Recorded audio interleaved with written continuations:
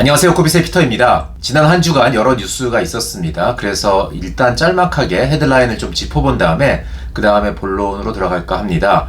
첫 번째 눈에 띈 뉴스는 미국 가상자산 업체가 SEC를 기소했다는 내용입니다. 레지렉스라는 가상자산 거래소를 운영하는 회사, 그리고 크립토 프리덤 얼라이언스 오브 텍사스라는 조직이 공동으로 SEC를 기소를 했다는 내용이고요. 그 이유는 SEC가 월권 행위를 했다는 내용입니다. 증권법을 잘못 해석을 해서 SEC가 부당하게 가상자산을 자신들의 이제 관할권이라고 주장을 하고 있다.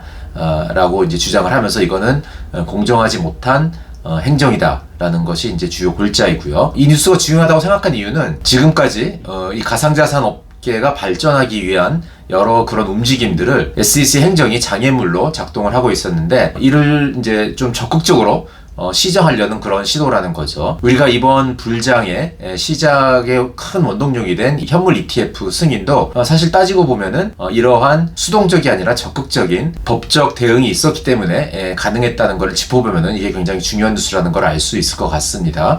잘 모르시는 분들을 위해서 다시 한번 말씀을 드리면은 이번에 SEC가 과거 10년간 ETF를 계속 거절을 해오다가 1월에 승인을 한 가장 큰 이유는 한 2년 전쯤인가요? 이제 그레이스케일이 SEC가 선물 ETF는 허용을 하면서 현물 ETF는 거절을 한 것이 이제 공정하지 못한 행정이다라는 이유로 SEC를 기소를 했고 거기서 승소를 한 것이 가장 큰 원인이라고 생각을 합니다. 그에 대해서 수동적으로 이제 대응을 하기보다는 이제 적극적으로 행정기관이 잘못한 점을 사법부의 판단을 통해서 이제 시정해 나가려는 이런 시도가 굉장히 중요하다고 볼 수 있고요. 이러한 적극적인 대응이 아무 나라에서나 가능할 것 같지는 않습니다. 이제 상권 분립이 확실히 정립이 되어 있고 그리고 부당한 국가의 개입에 대해서 맞서야 된다는 어떤 그런 가치관이 잘 뿌리내린 사회일 경우만 가능할 것 같은데 한국에서는 이게 가능할지 잘 모르겠어요. 그렇지만은 미국에서 이런 사례를 통해서 이제 조금씩 잘못된 행정이 시정된다는 것은 상당히 고무적인 일이라 이렇게 얘기할 수 있을 것 같습니다. 그 외에는 이제 코인베이스가 왜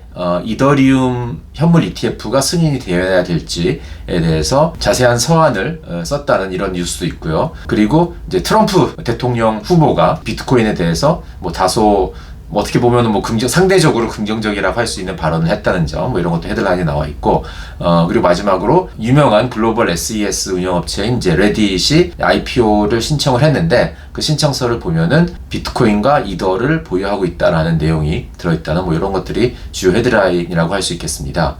네, 오늘 본론의 주제는 이제 ETF에 관련된 이야기입니다. 말씀드렸듯이 이제 현물 ETF가 비트코인 시장에 아주 중요한 수요의 원천이 된 상황에서 ETF에 대해서 좀 깊게 이해를 하는 게 굉장히 중요할 것 같고요. 이제 그런 점에서 제가 최근에 본 한 팟캐스트의 그 인터뷰 내용이 많이 도움이 돼서 여러분들과 공유를 드리고자 합니다. 가상자산 전문 자산운용업체인 비트와이즈의 CIO로 계신 맷 호간이라는 분이 한 팟캐스트에서 다룬 내용을 중심으로 이제 제가 말씀을 드릴 텐데요. 근데 이 비트와이즈라는 회사는 전통 자산운용업체는 아니고 샌프란시스코 소재 이제 가상자산 전문 자산운용업체로 시작을 한 이제 그런 회사입니다. 설립된 지는 한 5, 6년 된 것 같고요. 현물 ETF가 승인이 언젠간 될 거라는 그런 가정하에 착실히 이제 준비를 해왔고 그 이전에도 ETF가 아닌 다른 형태로 여러 가지 가상자산 관련 금융상품을 출시를 했던 그런 회사입니다. 이 회사에서 일하시는 분들은 특히 이제 ETF에 굉장히 전문 지식을 많이 갖고 계신 분들이 있고 맷 호간이라는 분도 과거에 ETF 산업에서 굉장히 오랫동안 종사를 하다가 비트와이즈에 이제 조인을 하신 분입니다.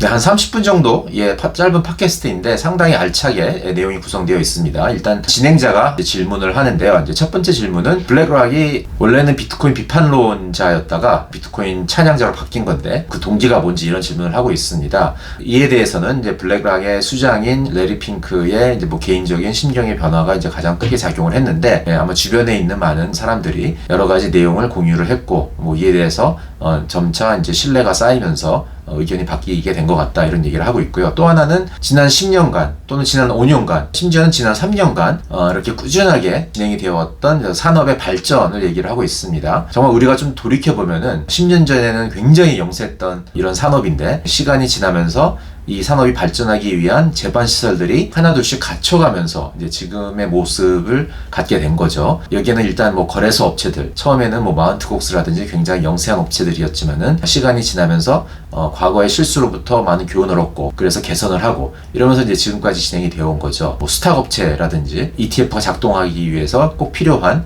마켓 메이커라든지 뭐 이런 업체들도 이제 많은 뭐 우여곡절이 있으면서 잘못 운영되는 회사는 파산도 하고 뭐 이런 과정을 거치면서 그러한 실수를 통해서 습득한 그런 교훈들이 축적이 돼가면서 이제 산업이 발전해 왔다라는 점을 강조를 하고 있습니다. 이 부분이 굉장히 큰 교훈이 있을 것 같아요. 특히 한국 같은 나라에서는 뭔가 실패에 대해서 엄청나게 비판적으로 바라보는 시각이 있기 때문에 뭔가 회사가 망한다든지 이런 거를 막기 위해서 아예 처음부터 시도도 못하게 하는 경우가 굉장히 많은 것 같습니다. 그렇지만 이러한 실패를 통해서 교훈을 얻고 그러한 교훈이 기반이 돼서 새로운 산업이라는 건 발전해 나가는 거기 때문에 아예 시도조차를 막는 거는 또 신산업을 육성하는데 굉장히 좀 잘못된 접근 방식이라고 생각이 되고요. 이러한 내용을 잘 담은 이제 그런 답변이었다고 생각을 합니다. 두 번째는 이제 ETF의 작동 방식에 대해서 이제 물어봅니다. 예를 들어서 뭐 ETF에 자금이 유입이 되면은 그거를 실제로 비트코인을 사는 데까지 이제 어떤 과정을 거치냐 이런 질문을 하고 있고요. 이에 대해서 일단 자금이 유입이 되면은 거래소보다는 이제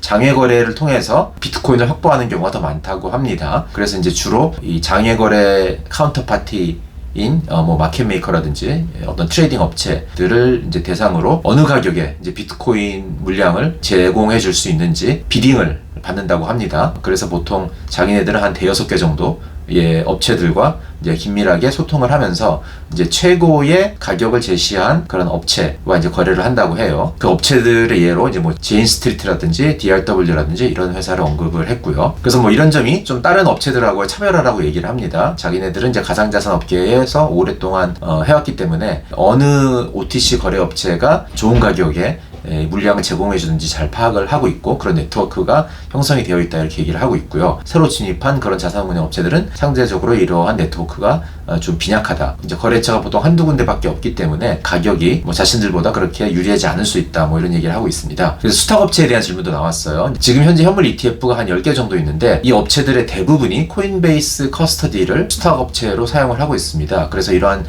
집중된 현상에 대해서 어떻게 생각하냐 뭐 이런 질문도 있었고요. 이에 대해서는 코인베이스 커스터디가 잘할 거라고 생각을 하지만은 시간이 지나면은 이것도 점점 이제 분산되고 다각화될 거라는 얘기를 하고 있습니다. 그러면서 이제 금 ETF도 그러한 과정을 겪었다 이렇게 얘기를 하고 있고요. 시간이 지나면서 다양한 수탁 업체를 사용하는 거를 하나의 뭔가 마케팅 전략으로 이 ETF 운용사들은 쓸 거다. 금 ETF의 경우에도 예를 들어서 뭐 자기네들은 수탁 업체를 미국이 아니라 뭐 스위스 소재의 업체를 쓰고 있기 때문에 조금 더 어떤 정치적 영향력에서부터 자유롭다라는 뭐 그런 거를 내세워서 ETF를 마케팅하는 그런 경우도 있다. 뭐 이런 얘기도 하고 있습니다. 그리고 이제 ETF에 투자하겠다는 수요가 어디서 오고 있는지에 대한 질문도 있었습니다. 그래서 이에 대해서는 뭐 전체적으로 총괄적으로 이거를 파악하기는 어렵다는 얘기를 하고 있습니다. 왜냐하면은 ETF에 자금이 흘러 들어오는 경로라는 것도 굉장히 다양하기 때문에 그 모든 경로를 다 파악하기는 어렵다는 얘기를 하고 있고요. 근데 일단 참고해 볼 수 있는 것 중에 하나는 이제 SEC에 제출되는 문서를 통해서 알 수 있는 방법이 있다고 합니다. ETF는 기본적으로 이제 주식인 거고 그렇기 때문에 이제 ETF를 굉장히 많이 들고 있는 큰 손들에 대해서는 보유량을 공개하는 그런 의무를 부여하고 있는 거죠. 일반 기업 주식의 대주주들의 그 보유 상황을 공개를 요구하는 것과 마찬가지입니다. 근데 이런 공시 의무는 이렇게 뭐 매일같이 있는 게 아니고 뭐 분기에 한 번 뭐 이런 식이기 때문에 업데이트 돼 있는 그런 정보를 취하기는 어렵고 뭐 시간이 지나야 알 수 있는 거고 공시 의무에 해당되는 경우만 이제 공시를 하는 거기 때문에 조금 제한적인 면이 있다는 얘기를 하고 있고요. 그 다음에 이제 비트와이즈가 개인적으로 자기네들이 운영하는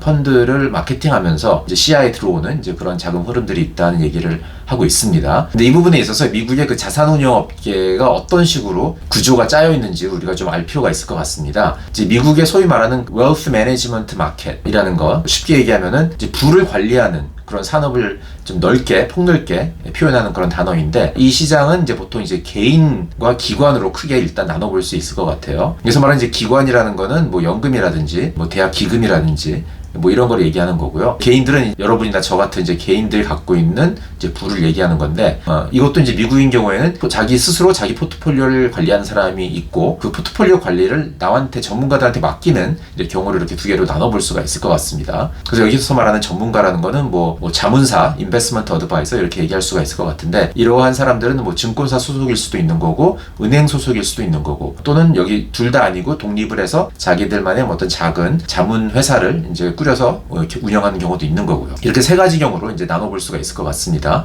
이제 스스로 포트폴리오를 관리하는 경우와 전문가한테 맡기는 경우, 이 두 개를 합친 그 개인 자산을 관리하는 그 시장이 50조 달러 정도 된다고 통계를 보면은 많은 곳에서 확인을 할 수가 있습니다. 그래서 여기에 지금 제가 포함하지 않은 그 기관까지 포함을 하면은 전체적인 이 부를 관리하는 웰스 매니지먼트 산업은 한 100조 달러는 넘지 않을까 이렇게 한번 추측을 해봅니다. 어쨌든 이 개인과 기관, 그리고 개인은 개인이 직접 관리하는 경우와 자문사한테 맡기는 경우, 이렇게 세 가지로 나눠봤을 경우에 그 비율은 개인과 자문사와 기관 2대 4대 4 정도로 이렇게 나뉠 수 있다고 생각을 하고요. 그 다음에 이 ETF가 출시됨으로 인해서 두 번째와 세 번째인 자문사하고 기관의 자금이 이제 유입이 될 수 있는 경로가 만들어졌다 이렇게 볼 수가 있을 것 같습니다. 빠르게 표현하면은 지금 비트코인의 시가총액이 뭐 ETF 출시 직전에 1조 달러를 조금 못 미치는 어떤 시가총액으로 과거 15년 동안 이제 성장을 한 건데, 이러한 성장은 순전히 처음 말한 그 개인이 직접 포트폴리오를 운영하는 이 20%의 자금 운영만으로도 이 정도까지 온 거다. 뭐 이렇게도 얘기해 볼 수 있을 것 같아요. 물론 미국에 국한된 얘기긴 합니다. 뭐 미국 외에 다른 나라에서도 비트코인의 수요는 있었기 때문에 미국에 있는 이 개인들만이 전부 다 뭐 끌어올렸다 이렇게 얘기는 하기는 어렵겠지만은 일단 뭐 미국 관점에서 보면은 그렇게 볼 수도 있을 것 같아요. 2대 4대 4로 나눈 이 시장 안에서 이제 비트와이즈의 마케팅 팀이 볼 수 있는 거는 이 두 번째 자문사들의 갖고 있는 한 요 40% 정도의 시장 이라고 이렇게 얘기를 하고 있고요. 왜냐면 그 경로를 통해서 자기네들의 ETF를 지금 열심히 이제 마케팅을 하고 있다고 이렇게 얘기를 하고 있습니다. 이제 블랙락하고 피델리티만큼 크지는 않지만은 이제 비트와이즈도 이번에 ETF를 굉장히 성공적으로 출시를 해서 지금 현재 자산 규모가 아마 네 번째 정도로 이제 큰 걸로 되어 있습니다. 블랙락, 피델리티, 아크, 그 다음에 비트와이즈 뭐 이런 순서로 지금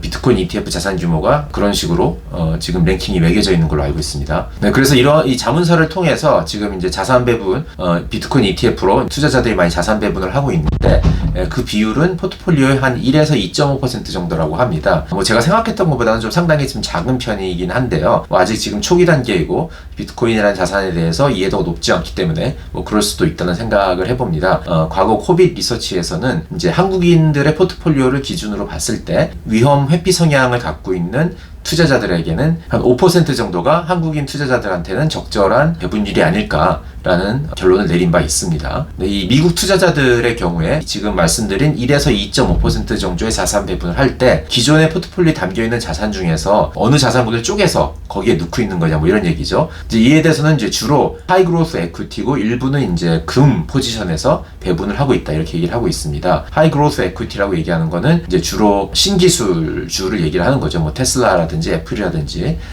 뭐 엔비디아라든지 뭐 이런 기존의 주식 포지션을 조금 깎아서 그거를 이제 비트코인에 재배분하고 있다 이렇게 얘기를 하고 있고요. 그렇게 많지는 않지만 일부는 이제 금 포지션에서 오고 있다고 합니다. 이와 관련된 ETF의 자금 흐름을 보면은 이를 또 우리는 확인을 할 수가 있습니다. 최근에 이제 금 ETF 같은 경우는 올 초부터 한 작년 말부터죠 사실은 이제 금에서부터 계속 꾸준하게 자금 유출이 있었고요. 그 다음에 신기술주들을 대표하는 ETF인 이제 QQQ 같은 경우를 보면은 자금이 한 2월 들어오면서부터 조금 유출되고 있는 뭐 그런 모습을 볼 수가 있습니다. 그래서 마지막 질문은 앞으로의 전망에 대한 질문입니다. 이제 맷 호간님께서 하는 얘기는 ETF의 자금 유입은 이제 막 시작이다. ETF가 자문사들한테 팔릴 수 있게 되기 위해서는 자문사 내에 추천 리스트에 온보딩이 돼야 되는데 이런 과정은 좀 시간이 걸릴 수가 있다는 거죠. 그래서 이 온보딩 되기 위해서 여러 가지 자료를 제공한다든지 이제 뭐 세미나를 통해서 교육을 한다든지 뭐 이러한 과정이 필요한 거기 때문에 좀 시간이 걸릴 수 있는 거고, 이와 관련된